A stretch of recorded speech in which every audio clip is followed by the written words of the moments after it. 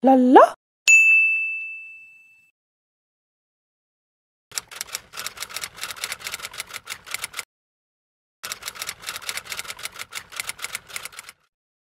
Papasaya? Ako, buhay ko very simple lang eh. Definitely my husband. He makes me happy for sure. But if aside from him, work, stuff like this, like sports, shopping, food, cooking, stuff like that. Obviously, but it's obviously my husband and my family that really makes me happy. Yeah.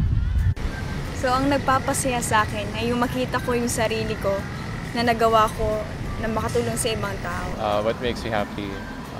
Food and good company. I like to taste new things and be adventurous with food. And having good people around is always encouraging. What makes me happy is getting to do art. I love art. I love doing art with my friends. And I'm waiting for my boyfriend right now. He makes me happy. To see my friends happy. That's what makes me happy. Kasi for me, their happiness is my priority. Mas okay na sad ako kaysa sila yung maging sad. Food makes me happy.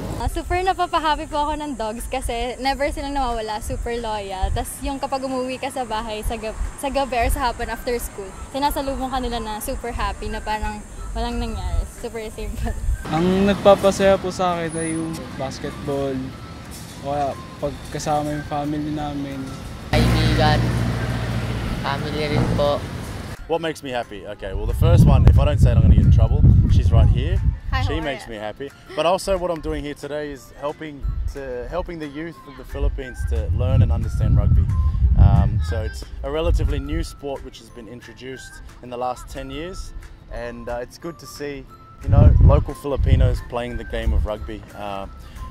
Trying to emulate the national team, which is obviously the Volcanoes. So in any way that I can help develop rugby, I'm very happy to do so. Yung nagpapasaya sa akin yung buhay ko, yung pamilya ko, yung magandang buhay na maayos para sa pamilya. Maganda yung marangal na hanap buhay. Kapag masaya yung vibe ng mga tao sa paligid mo, parang nagiging happy na rin ako kasi medyo nakakahawa sila.